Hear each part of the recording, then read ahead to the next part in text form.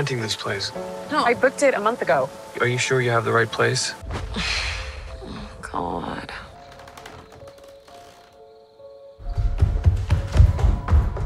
Keith?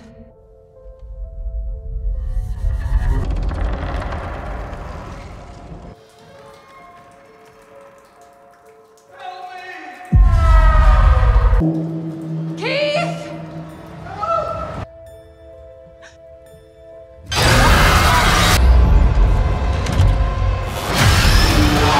This process might seem overwhelming, but with a little practice, it can soon become a pleasurable experience. This is perfectly natural. Welcome back, everyone. Today we'll recap a 2022 American horror film named Barbarian. Before we start, it is a request to please like and comment on the video as it will help us to grow our reach.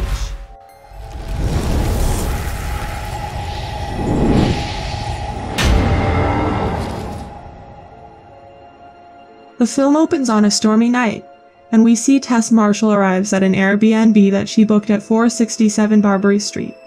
But as she tries to check in, she cannot find the house key or get in touch with whoever booked her.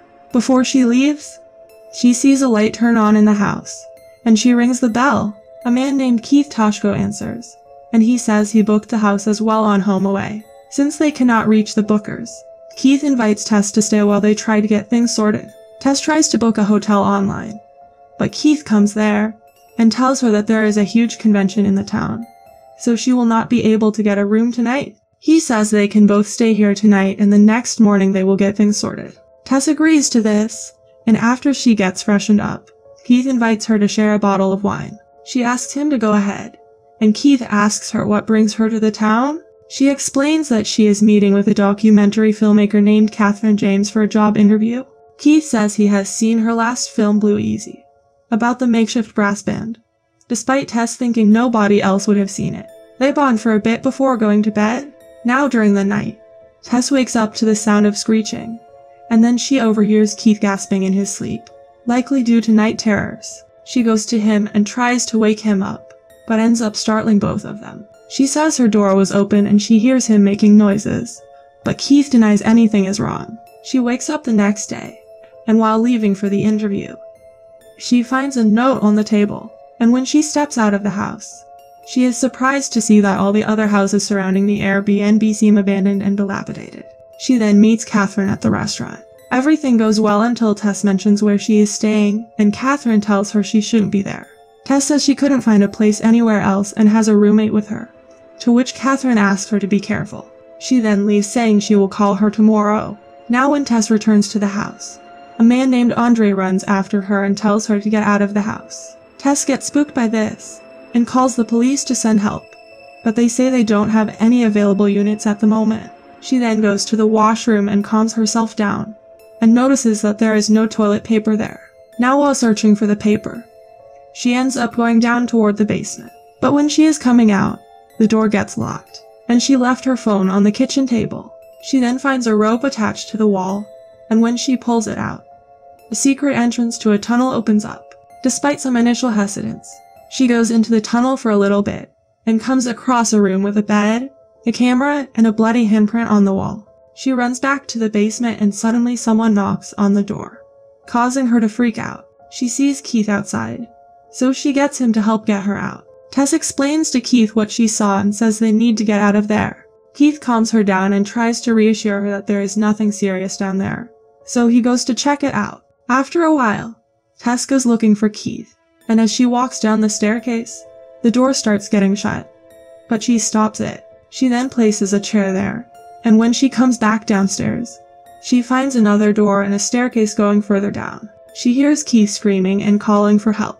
Tess goes down the stairs and finds him in the tunnel, and he says someone else is down here and that thing bit him. Now before they can run, a horrifying naked humanoid monstrosity, the mother, appears, and smashes Keith's head until he is dead before she roars at Tess. An undisclosed amount of time later, screenwriter A.J. Gilbride is driving when he gets a call from his colleagues. They tell him he is being dropped from their latest project, because a woman named Megan is alleging that he raped her. He maintains his innocence, but even his accountant drops him from representation. AJ later goes out of state to the house he is renting, which happens to also be the Barbary house. He arrives and finds Tess's luggage in the room, so he calls Bonnie and asks her if someone's staying here at the moment, to which she says they have not rented it out in a couple of weeks. Now at night, he goes out with his friend, and all but outright he admits that he pressured the woman into sex.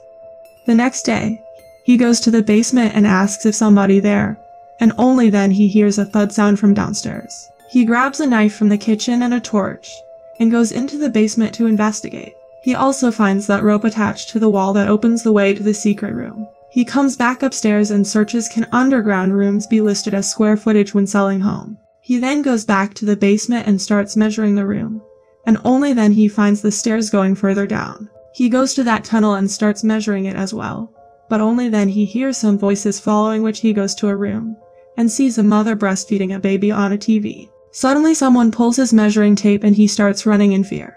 He then falls and his torch starts to flicker, and he is then found and chased by the mother before he falls into a pit, where Tess is being kept as well. Jump back to sometime in the 80s, when Barbary Street was full of residents. A man named Frank, who lives in the same house, comes out of the house and goes to a store to get baby products. He then spots a young woman and follows her back to her house. Frank dresses as a man from the electric company to get inside her house and unlock her bathroom window. He then leaves there, and when he returns home, his neighbor Doug tells Frank that he and his wife are selling their house. Frank then goes inside his house where we hear a woman screams. Back in the present, Tess tells AJ to be quiet and calm down. The mother then lowers a baby bottle down into the pit, and Tess asks him to drink it, but he denies. Tess then drinks from it, but AJ is less willing. The mother then jumps into the pit and treats Tess like her child, but she growls and screeches toward AJ, and then she takes him away from there.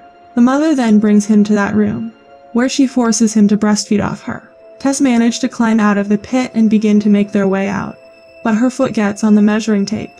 That alerts Mother, and she starts chasing Tess. Tess manages to break the window to the basement, and is pulled out by Andre before the mother can reach her. Andre tries to take Tess to safety, but she insists on going back to free AJ. She asks him to call the police, but he says he don't have a phone. Meanwhile, AJ has made his way into a room where he finds Frank, bedridden and close to death. Initially believing Frank to be another victim of the mother, AJ assures Frank that the police will come to investigate. Here Tess reaches a gas station and calls cops, but when they arrive, they believe that she is a strung-out addict due to her disheveled appearance. She convinces them to go back to the house with her, but since she has no proof that there is any evidence of a crime, the cops leave. Back to the basement, AJ sees several tapes that Frank has kept of the women he has raped over the years. As AJ calls him out for how sick he is, Frank pulls out a gun and shoots himself in the head, after which AJ grabs the gun and goes out of the room. Tess waits until it gets dark to break into the house and get her keys. When she gets into her car, the mother emerges and tries to break into Tess's car, but she drives into the side of the house to try and kill the mother, but it just briefly knocks her out. Tess goes down there and calls out to AJ, causing him to get startled and pull the trigger.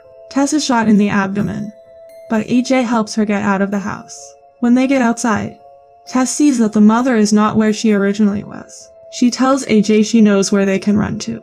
She brings him down by the water where Andre told her to go for safety. Andre finds them and explains to them that Frank owned the house, and was most likely the source that booked the victims. He would kidnap women and rape them, producing children that he would also rape, and the mother is a product of incestuous rape that has been in the house for over 40 years. Although confident that she cannot find them, Andre is quickly proven wrong when the mother emerges and rips his arm off, then beats him to death with it.